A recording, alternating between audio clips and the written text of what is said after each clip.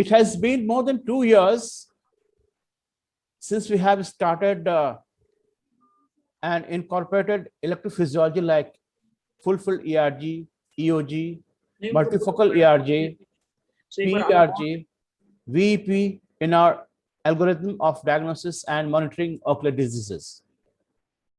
There has always an inertia regarding its use among the ophthalmologists, which primarily arises due to the inadequate exposure and the idea of considering the instruments, the examination, the terminologies, the reports, and the interpretations a complex process. Hence, we have designed an instruction course like of thing which covers these aspects of electrophysiology of vision. It covers the very basic aspect, avoiding ultra complex scenario. The idea is to ease a fellow ophthalmologist into understanding the indications as well as interpretation of these tests. ECG, EEG, OCT had also had its first day.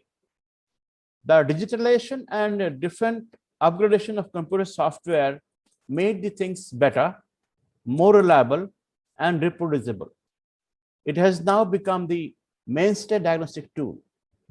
So defrost your vocabulary of electrophysiology of vision so far and grasp the basic. Now, why do we need electrophysiology? While examining the fundus, we do indirect ophthalmoscopy, N9TD, etc., etc. But the electrophysiology tells you, gives you the early diagnostic and a specific diagnosis. And these are being standardized by the ICEF, that is, it expands for International Society for Clinical Physiology of Vision. Why electrophysiological test?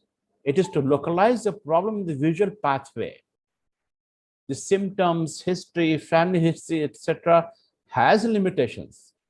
If there's a night blindness, they may have many other causes apart from RP. If retina may look not absolutely normal, it doesn't mean that there is vision. Retinal pigment epithelium is if there's abnormality, but they may not match the visual problems. So who are the candidates for the test for the electrophysiology? Patients with symptoms suggestive of known neurological or ophthalmological diseases, which require confirmation of the diagnosis like retinitis pigmenta and Best disease, etc. If there is an unexplained visual loss, it helps. If you are practicing pediatric neuro-ophthalmology, it helps. And when there are opacities in the media like cataract and vitreous hemorrhage, etc., and if you are giving some drugs or medicines to the patient, it monitors the health. Drugs like ethambutol or hydrochloroquine. It also detects the disease in the carrier states of their parents or siblings. It also provides the quantitative assessment of the progression of an eye disease if you're treating them, and assessment of retinal and optic nerve function following trauma.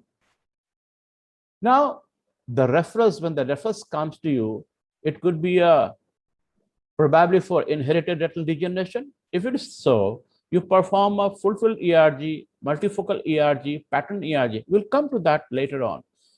We'll be telling about what is FFRG, we'll be telling about what is multifocal ERG, etc. If the patient is having glaucoma, the patient is subjected for pattern ERG, ocular sclerosis, full ERG, retinal detachment, full ERG and VEP, that is visual evoked potential, multiple sclerosis, VEP, inflammatory ocular diseases, full ERG and multifocal ERG, retinal ischemic diseases, including the vascular diseases, it could be full ERG and multifocal ERG. In cases of endophthalmitis, full ERG and VEP. And if there are unexplained visual loss, that is failure to read the chart, and you don't find any abnormality, then we do the whole list of electrophysiology tests, that is visual field, that is full ERG and multifocal ERG and pattern ERG and also VEP. In post-traumatic visual impairment, the pattern ERG, multifocal ERG and VEP is very important. If there is visual impairment, otherwise, if the patient is under stress, some mental conditions, the multifocal ERG, pattern ERG and VEP is also done. Now, how the electrophysiology is recorded, how it works. The record of membrane resting potential and the changes that occur after the light stimulation. Then there's a transmembrane movement of ions like sodium and potassium, and it makes the cell hyperpolarized, that is, more negative to the extracellular space than in the dark. ECG and ERG can be comparable, but ECG has, because the heart is beating, it has own stimulus. So you don't need any stimulus from outside. But for ERG, the retina has to be stimulated by the means of light or probably by patterns that you have. What are the tests, electrophysiological tests? Namely, and more importantly, are EOG, that is electrooculogram, the night adapted, that is scotopic ERG, light adapted, that is photopic ERG, pattern ERG, pattern VEP, flash VEP, and multifocal ERG. There are many other tests which are still experimental, like S-cone ERG and multi-channel VEP, and then sweep VP, etc. They are supposed to be good, but still experimental. Now, EOG, the stimulus comes from the RP resting potential. It tells you the condition of the RPE. If you're doing pattern ERG, it tells you gross macular function. If you're talking about if you're doing scotopic ERG, it tells you gross rod function. In adapted light adapted conditions, photopic ERG, it tells you gross cone function. If you're doing pattern VP, it tells you about the macular ganglion cells. If you're doing flash VP, it tells you about the visual cortex and the visual pathway. If we're doing multifocal ERG, it is macular photoreceptor cells and further. Suppose if you're doing more than one test, so how should we start? If you start among all the tests, you have to start with the pattern ERG because you don't require dilatation and it is done in both the eyes. So first of all, you do pattern ERG, then fully dilate the patient, and then the patient is subjected for dark adaptation for 30 minutes, then do a scotopic ERG. After doing a scotopic ERG, you light adapt the patient for 15 minutes, and then you do photopic ERG. In most of the cases, all the ERGs, you will find A wave and B wave very commonly. A wave is a negative component, negative wave. It comes from the photoreceptors. B wave is the positive deflection. It comes from the B for bipolar cells and Muller cells. C waves, they come after the B wave as a positive wave. Oscillatory potentials are wavelets in the ascending limb of the B wave, and they come from the amacrine cells. So you can find that the EOG is coming from the retinal pigment epithelium. Mind you, the light is coming, crossing the ganglion cell layer, bipolar cell, photoreceptors, and reaches the RPE. From RP, the stimulus comes, and then you start getting the wavelights. So at retinal pigment epithelium, EOG works, C wave comes. The ERG wave comes from the photoreceptors, that is rods and cones. ERG-B waves come from the bipolar cells. Then comes the pattern ERG from the ganglion cells, and then it proceeds towards the optic nerve fiber layers and to the optic nerve. This is the cartoon, same thing in a cartoon manner. The A wave from the hyperpolarization of the photoreceptors, B wave from the bipolar cells, C from the pigment epithelium, D for off bipolar cells, and oscillating potential from amacrine cells. Full-field electroretinogram.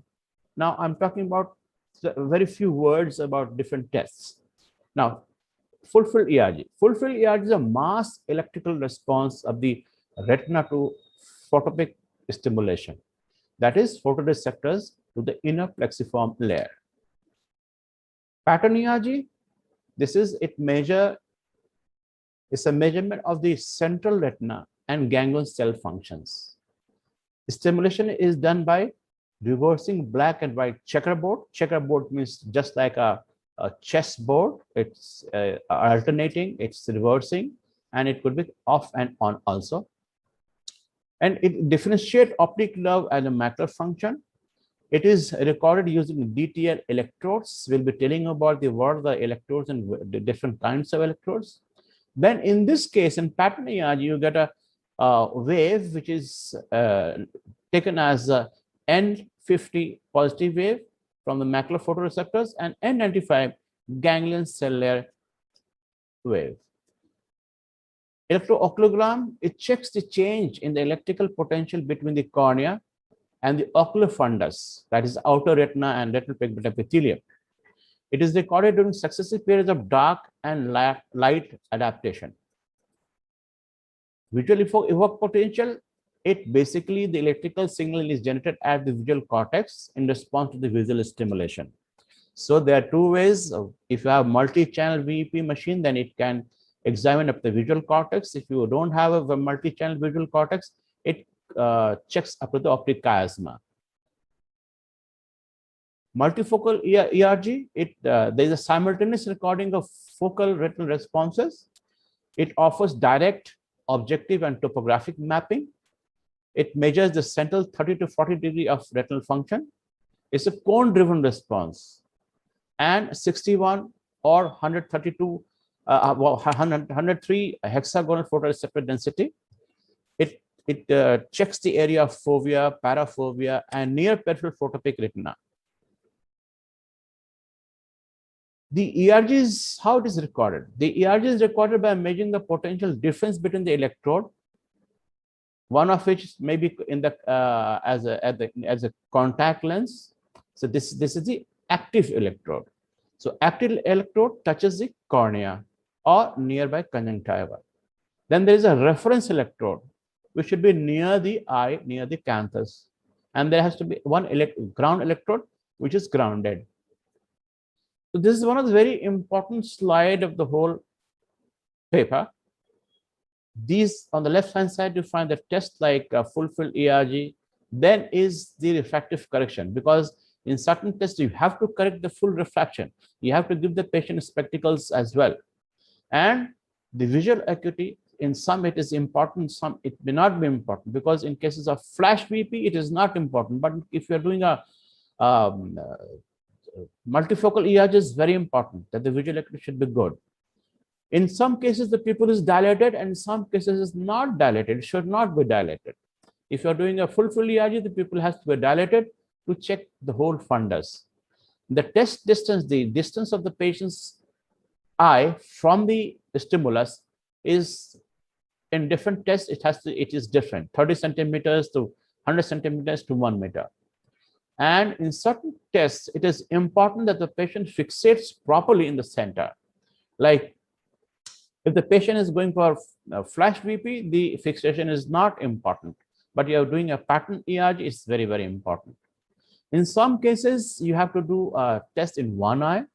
And in certain cases like pattern ERG or flash ERG, both eyes are done at the same time. So